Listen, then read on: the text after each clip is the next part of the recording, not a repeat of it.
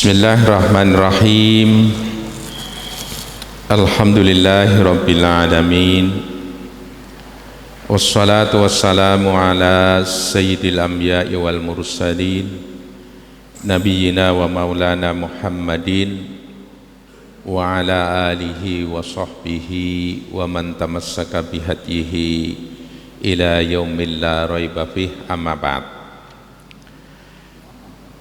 Syukur alhamdulillah, marilah kita selalu puja sanjungkan kehadirat Allah Subhanahu wa taala yang bendangan karunia-Nya selalu kita terima, anugerah-anugerahnya tidak pernah putus-putusnya mencukupi kebutuhan kita. Lebih-lebih karunia kehidupan yang masih disematkan pada kita, yang dengan kehidupan itu kita bisa mengejar ketertinggalan sehingga bisa menambah pundi-pundi amal.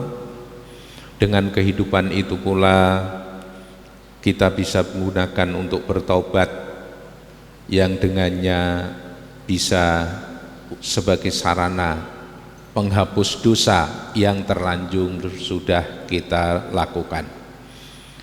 Salawat serta salam semoga senantiasa tercurah kepada junjungan kita Nabi besar Muhammad sallallahu alaihi wasallam, dan semoga melimpah pula kepada keluarganya, kerabat-kerabatnya, para sahabat serta umat pengikutnya, insya Allah termasuk kita yang berusaha maksimal mengikuti jejak langkahnya dan menghadirkan sunnah-sunnahnya dalam setiap aktivitas keseharian kita, insya Allah sampai ajal menjemput kita.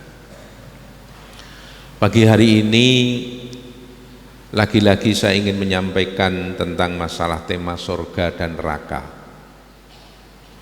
Ustadz, setiap saya mendengar mesti yang disampaikan kok surga dan neraka. Apa tidak ada tema lain? Al-Quran di dalam mendidik umat itu menggunakan cara berulang-ulang dan berulang-ulang. Karena apa? Karena suatu kebenaran kalau tidak dijejalkan secara berulang-ulang, itu keyakinan yang muncul tidak sampai mendalam. Bahkan kekeliruan yang dilakukan berulang-ulang itu bisa dianggap sebagai sebuah kebenaran. Maka kebenaran itu harus selalu diulang-ulang. Bahasa Jawa ini kudu ndermimil. Dalam proses mendidik itu ya seperti itu. Contoh suatu kekeliruan yang berulang-ulang akhirnya menjadi sebuah kebenaran, yakni dan disematkan di masjid-masjid masalah imsak. Imsak itu apa? Imsak itu adalah as-shaum. As-shaum itu adalah al-imsaku anil akli wasyurbi wa jami'il muftirat minas subhi ilal maghribi. Puasa itu adalah al-imsak, menahan diri dari makan dan minum dan segala yang membatalkan dari subuh sampai maghrib.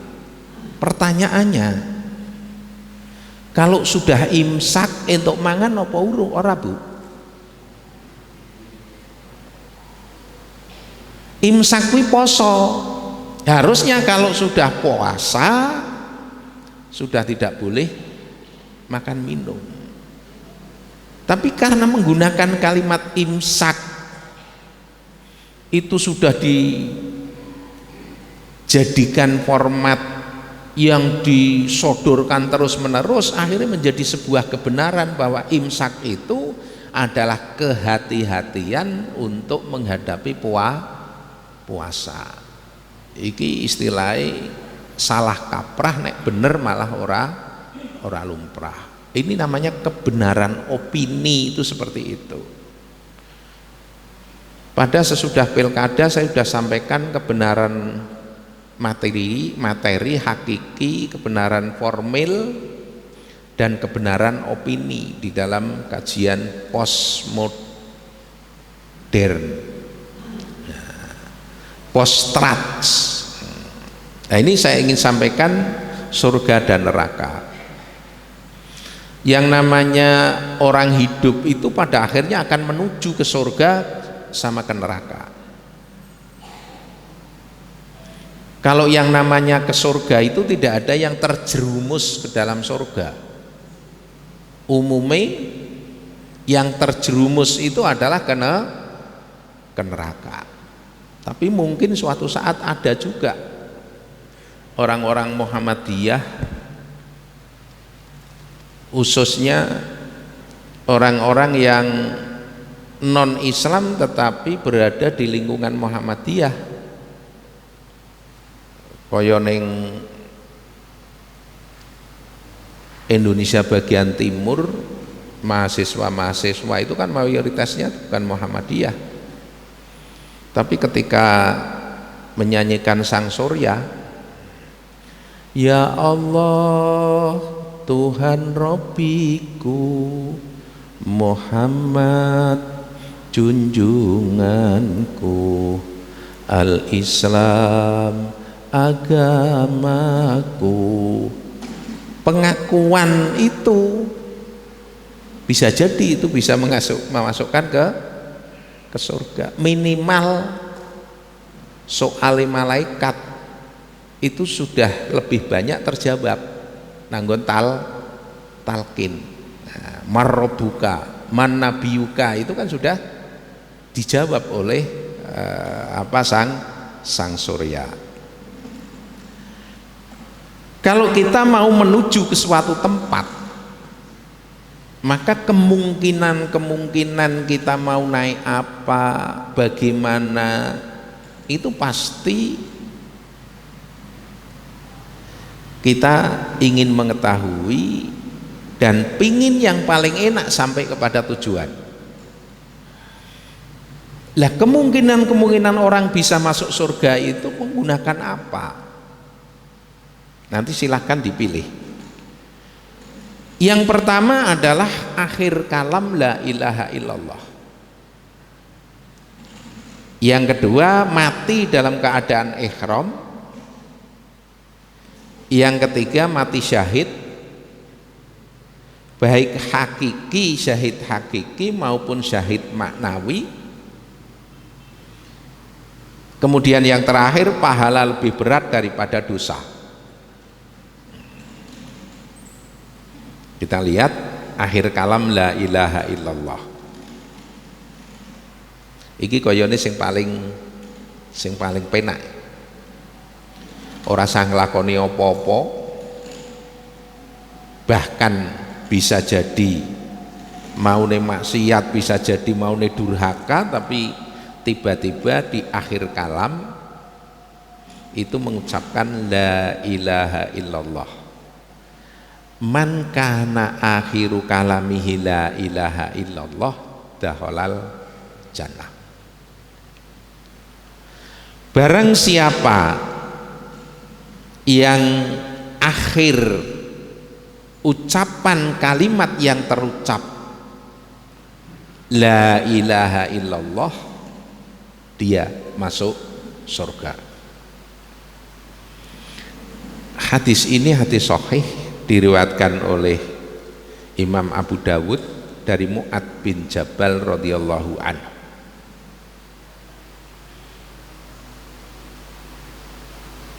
Suatu hari ada pembantu Nabi yang Yahudi, remaja Yahudi itu nazak itu mendekati menjelang sakaratul maut. karena kesulitan yang diderita, kemudian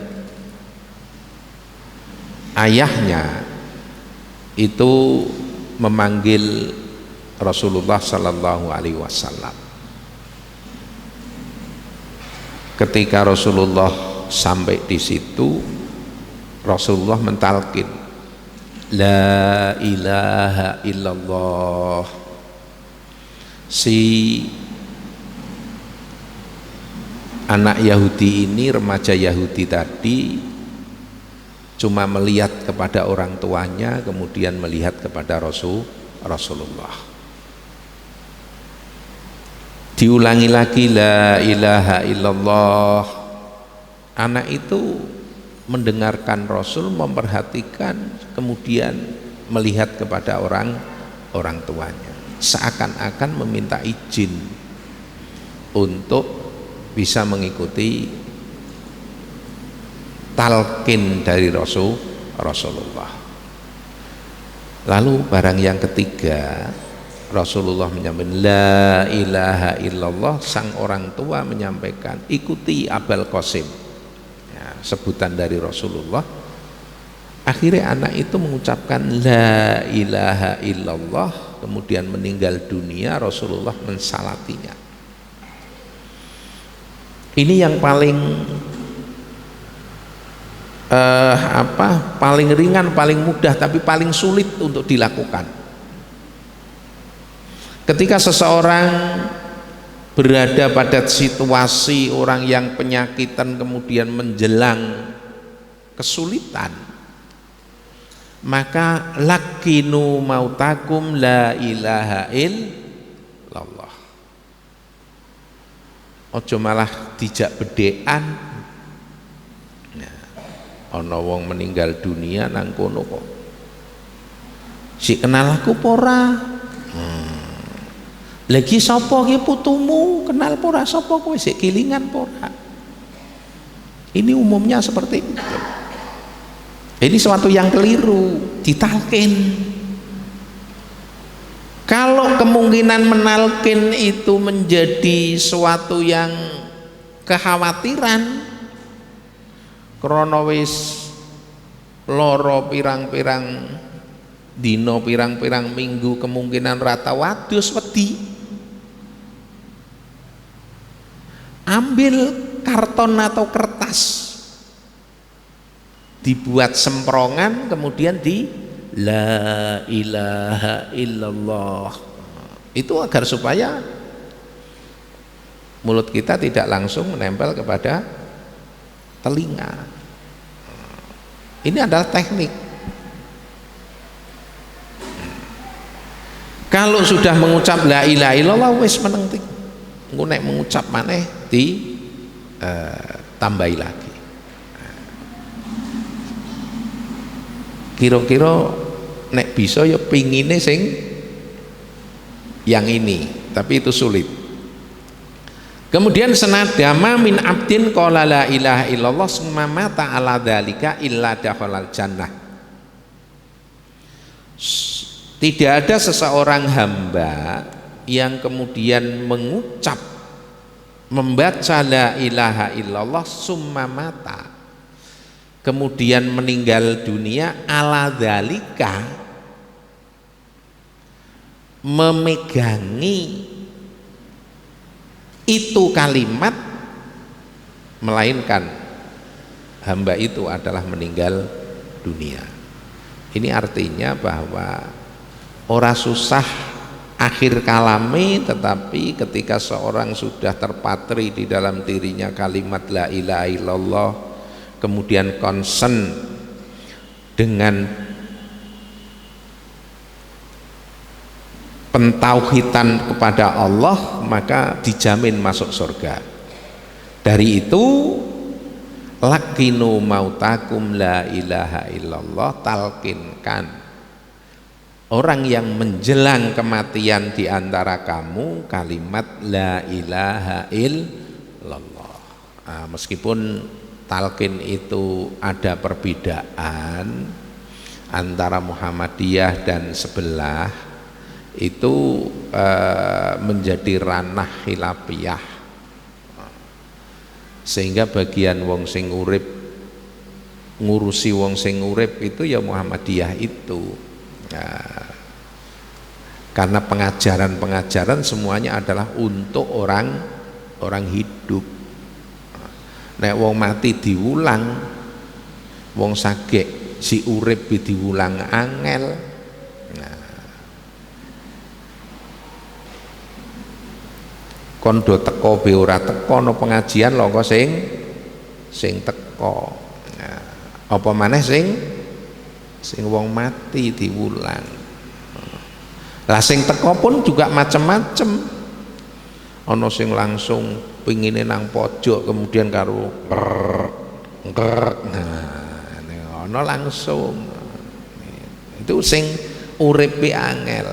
Apa maneh kok mulang sing mati. Lah dene bahasa orang meninggal itu mala udunun samiat wala ainun ro'at, kata Rasulullah. Ora ana sing tau krungu bahasane wong mati kuwi nganggo apa, utawa sing weruh kondisi orang yang meninggal dunia itu seperti apa di sana, itu tidak ada penghabaran.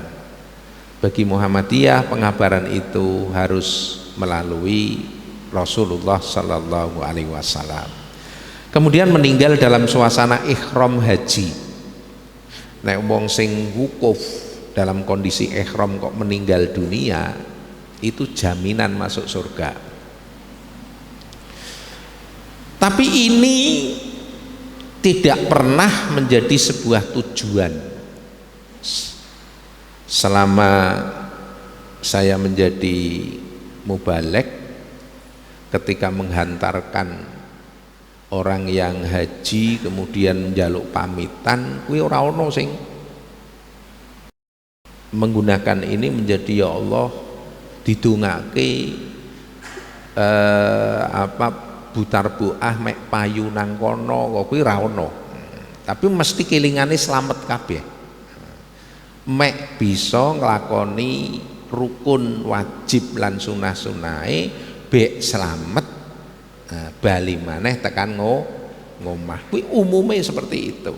Lah padahal nek mati nang kono dalam keadaan wukuf itu jaminan masuk surga. Jeung Nabi sallallahu alaihi wasallam ngendika dawuh,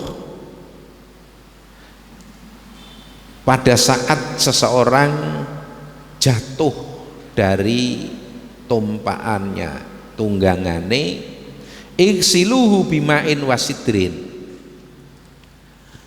mandikanlah dengan air dan daun bidara, wakafinuhu fi saubaini, dan kafankanlah, masih tetap menggunakan dua kain ihramnya, wala tuhannituhu, ojo dilulut, diwenehi wangi-wangian, wala tuhammiru, jangan ditutup kepalanya, maka sesungguhnya yub'asu yaumal qiyamati mulabbiyan, dia akan dibangkitkan dalam keadaan membaca talbiyah.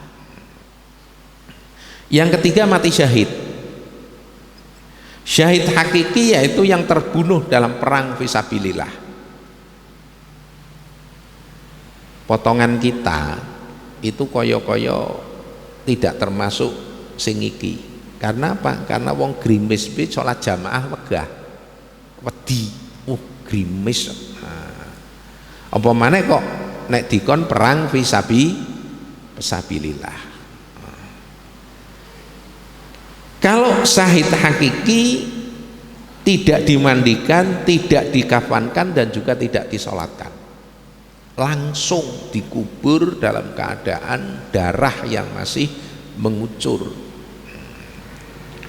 Kemudian syahid ma'nawi, orang yang meninggal tapi dihukumi sebagai syahid, tapi dengan catatan orang itu tadi berkeyakinan tiada Tuhan selain Allah. Suatu hari Rasulullah menyampaikan,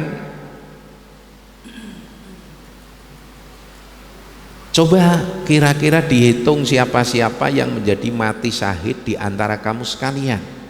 Para sahabat kemudian menjawab, man qutila fi sabilillah fa huwa syahid.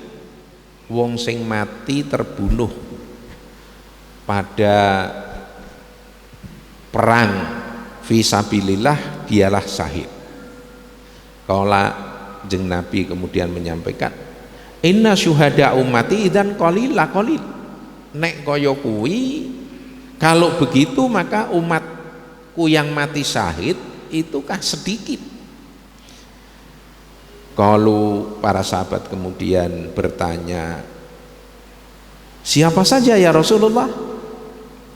Jeung Nabi menyampaikan, man qutila fi sabilillahi fa huwa syahidun. Siapa yang terbunuh di dalam perang fi sabilillah, dia dalam keadaan syahid. Wa man mata fi sabilillahi fa huwa syahid. Siapa yang meninggal dunia pada saat ia berada di jalan Allah, maka matinya juga mati, dapatkan pahala mati syahid. Wa man mata fi ta'uni fa huwa syahid. Yang mati disebabkan karena wabah, yang mengikuti sunnah dan memegangi kalimat tauhid, maka yang mati kena wabah sekarang ini itu juga dimaknai sebagai mati syahid. Tapi ojo ngempro dumeh dianune mati syahid kemudian paura aku ben mati baik, malah tidak boleh itu. Karena apa? Karena syahid itu perlu perjuangan. Perjuangannya apa? Menghindari firra minan majnun, lari dari wabah. Kemudian waman mata bil batni fa huwa syahid. Wong sing meninggal dunia karena sakit perut, karena wabah perut, itu juga bagian dari mati syahid. As-syuhada'u khamsun, di muttafaq alaih ini Bukhari Muslim. Orang yang mati syahid itu ada 5. Mat'un, wabah, matbun, ya ini penyakit perut, wal gharik, yang tenggelam, wasahibul hadmi, kebruan bangunan, itu juga syahid, wasyahidu fi sabilillah, dan orang-orang yang netepi dalam jalan Allah itu saat itu menjadi syahid. Orang yang Arab ngikuti pengajian, niatnya lurus, kok di jalan tiba-tiba ketabrak motor, kemudian meninggal dunia di situ, itu maknanya syahid. Tetapi ini juga sulit. Karena apa? Karena potongan wong Indonesia, wong Pekalongan khususnya, kui kakean duwe utang. Yughfaru lisyahidi kullu dzambin illad dain. Di ngapura seluruh kanggone wong sing mati syahid kecuali utang.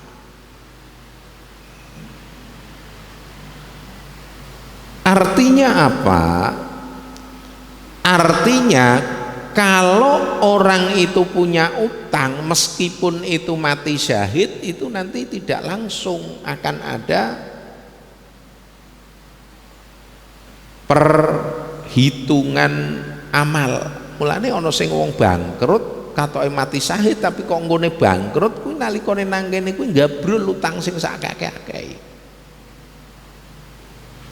Bahkan sing nyemeh ngerti utange akeh, dagangane juga si akeh, orang nggo gawe memprioritaske bayar nyicil utange tapi nggo lunga haji nanggon multazam ndonga, ya Allah utangku akeh saurono. Rumangsane Allah kuwi tukang nyauri. Ini maka disinilah hak-hak terhadap Bani Adam itu meskipun syahid itu diperhitungkan. Sebagai satu contoh, kisah terbunuhnya seseorang di perang Khaybar. Diriwayatkan beberapa sahabat ketika perang Khaybar, perang tahun keberapa, keempat atau kedelapan, saya kurang lupa. Ini sahabat Nabi yang terbunuh itu banyak. Melihat sana, fulan syahid, fulan syahid. Tiba-tiba ketika ada yang meninggal lagi, sahabat itu menyuarakan si fulan syahid. Rasulullah menyatakan la finar, sebab dia ghalla an Burdah, dia njelimpetake ghanimah ming hanya nilainya adalah Burdah itu selimut, bisa selimut, bisa jas luar. Itu menyebabkan orang ini tidak termasuk mati syahid. Pak, lah ini yang namanya njelimetake kan podo karo maling, podo karo korupsi. Yang namanya ghanimah itu hak milik semua orang, tapi diselimpetake, maka itu adalah bagian dari merampas hak orang lain, sepadani dengan hutang tadi. Kemudian yang mungkin bagi kita bisa mengarah kepada menuju kepada surga, tidak terjerumus ke dalam neraka, yakni pahala lebih berat daripada dosa. Orang memungkinkan berpahala lebih berat dari dosa apabila bisa mengambil pelajaran yang Allah berikan pada bulan Ramadan seperti saat ini. Ramadan memang bulan istimewa karena Ramadan di sini adalah diturunkannya Al-Qur'an. Al-Quran itu hudal linnasi, untuk sebagai pandom, kompas, menjadi panutan untuk segala aktivitas manusia. Al-Quran sulit dipahami, maka Allah menurunkan Rasulnya Muhammad untuk menerjemahkan Al-Quran dalam kehidupan. Maka disinilah Nabi itu adalah Quran yang hidup. Kalau mau melihat Quran yang hidup dalam kehidupan adalah Rasulullah. Maka laqad kana lakum fi rasulillahi uswatun hasanah. Ya. Lah cuma bahwa perkembangan zaman itu senyampang berkembang pula dunia dan seisinya. Maka contoh Rasulullah itu kadang ada contoh yang terbatas pada zaman awal Islam, kemudian senyampang perkembangan zamannya, maka bisa jadi contoh Nabi itu bisa berkembang. Lah disinilah yang membedakan teman-teman Salafi dengan Muhammadiyah. Kalau Salafi itu dari mulai ibadah dan muamalahnya itu semua akan dikembalikan kepada zaman awal Islam. Kalau Muhammadiyah enggak. Muhammadiyah adalah ketika memilih terhadap masalah dunia, masalah muamalah itu kemungkinan bisa berkembang. Contoh konkretnya, yang namanya talaqi rukban.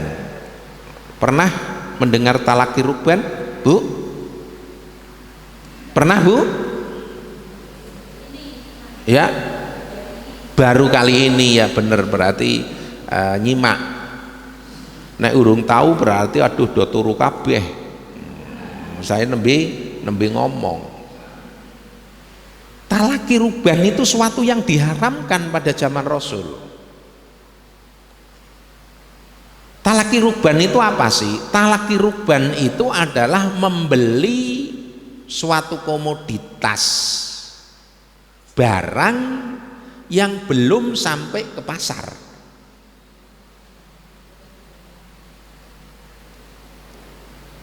Dibahas ini terus bakul-bakul ayam ya.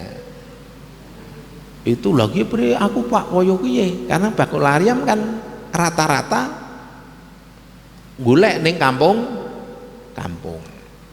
Bakul kobis ning Dieng, pedagang-pedagangnya tukune langsung ke sana. Maka perkembangan pasar yang sudah berubah dikembalikan kepada kaidah umumnya antarodin, karena talaqi rukban itu adalah untuk memberikan satu jaminan agar orang kampung tidak dihapusi oleh orang kota, karena orang kampung buta terhadap harga. Tapi kalau sekarang harga itu sudah menasional. Mbok kono wong Dieng sana dol kobis ki ngerti pasaran kono kuwi sepiro semono, kuwi sudah tahu sekarang. Maka pasar sudah berubah. Menjual barang yang belum menjadi miliknya secara material itu dilarang. Rasulullah menyampaikan seperti itu. Nasnya tegas, sahih hadisnya. Maka jualan online itu sudah tidak bisa, haram itu. Karena apa? Karena menjual barang orang lain, ditawarke barang orang lain. Maka ketika melihat konteks yang seperti itu, Muhammadiyah dengan perubahan-perubahan pasar berkemajuan, membolehkan itu. Di LKS, Lembaga Keuangan Syariah, itu ada murabahah, yakni model jual beli, yang di Muhammadiyah dianggap oleh Salafi isi utuh itu riba. Karena apa? Karena ada keharamannya, karena menjual barang bukan milik sendiri. Nah, penjualan pasar sekarang kita ada stokisnya. Ketika ada MOU antara penjual dengan stokis, stokis itu sing punya barang. Contohnya pembiayaan tentang jual beli motor. Itu orang kemudian lembaga keuangan kulak motor, kemudian dokokake nang gudange. Mengko nek ana wong Pak tuku jukokake nang gudange. Pasar sekarang sudah berubah. Lah disinilah yang membedakan. Nah disinilah contoh Nabi itu kadang terbatas pada saat itu. Bahkan di dalam masalah ibadah pun Umar bin Khattab pernah mentasdid, memperbarui apa yang menjadi contoh Nabi, yakni masalah zakat. Pada zaman Nabi itu ayam sudah ada, kuda juga sudah ada, tapi tidak ada Nabi menyampaikan kuda itu berapa zakatnya, nisabnya. Pada zaman Umar ketika penaklukan sudah meluas sampai kepada adanya padang rumput, ternyata di sana ada orang yang banyak memiliki kuda. Dene nang Madinah duwe jaran ki paling siji loro, belum sampai nisab.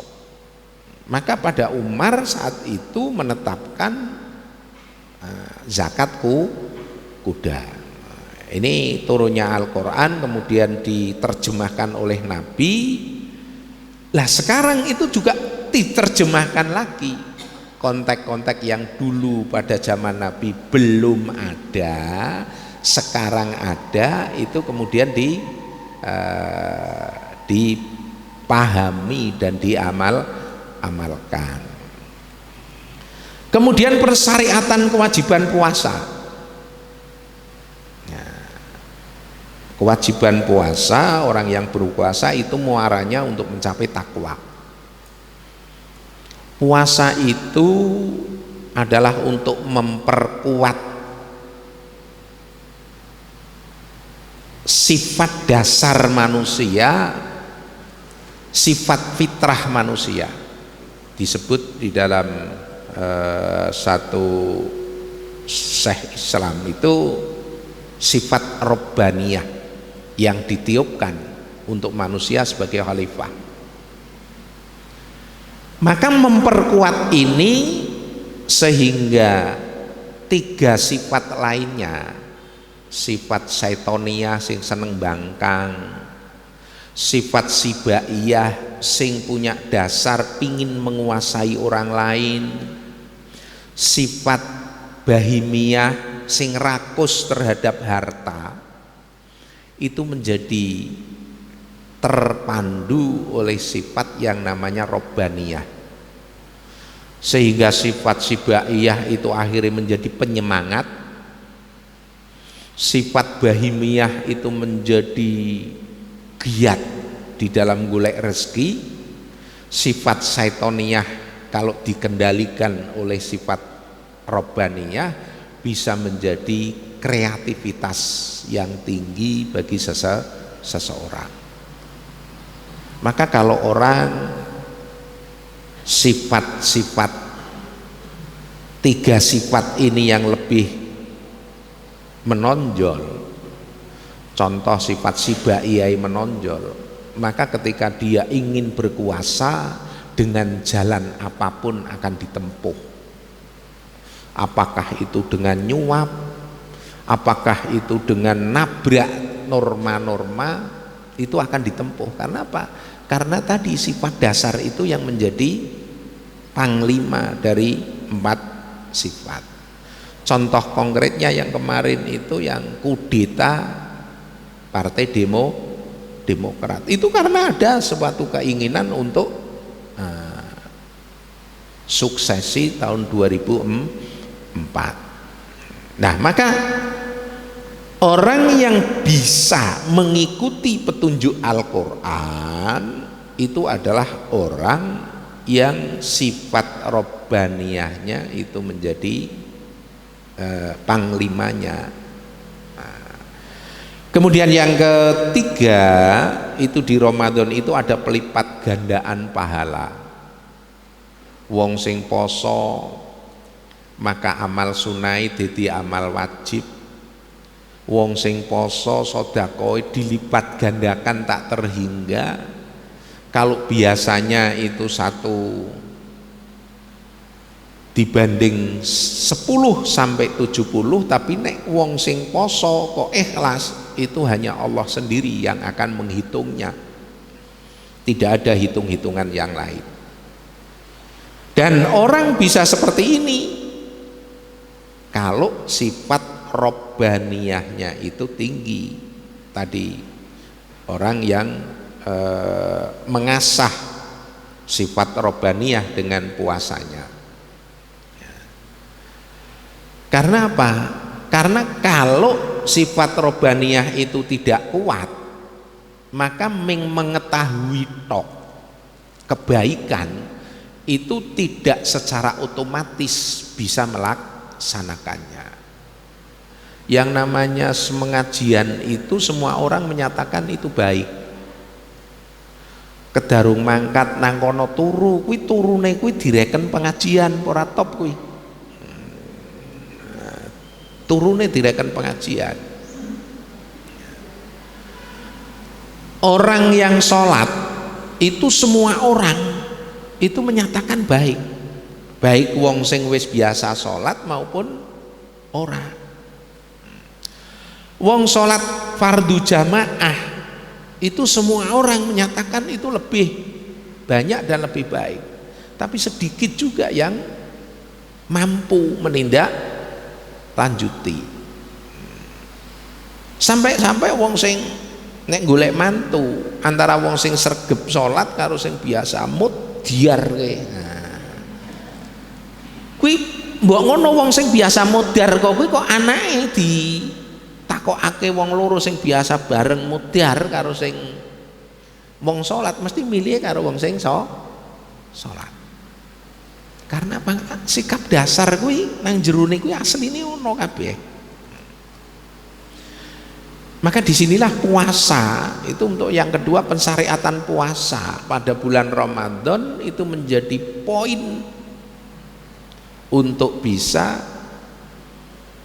dimudahkan mengambil pituduhing Al-Quran, untuk bisa melaksanakan kebajikan-kebajikan sehingga mendapatkan pelipat gandaan pahala. Lebih-lebih ada di bulan Ramadan itu yang namanya Lailatul Qadar. Saya tidak masuk kepada pembahasan poin secara rinci terhadap itu. Kemudian yang terakhir ini bahwa di dalam puasa itu ada pemutihan dosa. Memang hadis Nabi yang menyatakan awaluhu rahmah wa ausatuhu magfirah wa akhiruhu itqum minan nar, itu secara normatif hadisnya itu dhaif, tapi dari sisi kesanatan, sanad itu dari sisi rawi itu ono sing bukan kadzab tetapi orang ini dhaif, lemah. Tapi sebenarnya dari sisi matan itu materi yang di materi pesan Rasul itu adalah kuat. Awaluhu rahmah, yang namanya orang masuk kepada bulan Ramadan itu kondisi orang berbeda-beda. Di situ di kondisi ini ada 3 tahapan. Orang yang sudah biasa melakukan sebuah amal-amal kebajikan, berusaha menghindari dosa besar. Kalau dosa kecil-kecil ya manusia itu biasa, manusia itu tidak lepas dari dosa-dosa kecil. Masuk bulan Ramadan, orang yang model seperti ini isi melebu nang 10 pertama, dia langsung mendapatkan yang namanya kasih sayang Allah. Kemudian yang kedua, orang yang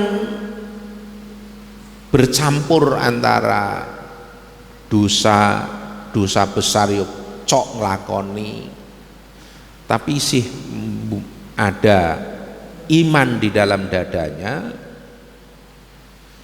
maka masuk yang kedua dia mendapatkan pengampunan dari Allah Ta'ala. Pengampunan itu mendapatkannya pada saat sesudah 2/3 puasa.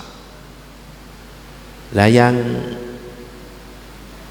dari awal masuk pada bulan Ramadan wis jelebut, tapi orang itu kudu taubat, kudu penghapusan dosanya harus taubat, maka pada saat masuk bulan Ramadan, kemudian 10 hari belum mendapatkan apa-apa, 20 hari juga belum mendapatkan apa-apa, tapi baru orang ini dapat terhindar dari api neraka kalau sudah menyempurnakan 30 hari puasanya. Jadi nek sing orang mendapatkan kasih sayang itu mesti diselamatake dari neraka. Orang yang sudah diampuni dosanya mesti juga diselamatake dari neraka. Inilah pilihan-pilihan mana yang kira-kira kita itu memungkinkan untuk bisa masuk surga. Kalau pingin masuk neraka ora usah mikir, garek mengikuti aja. Keinginan-keinginan itu adalah akan sampai kepada neraka. Saya kira itu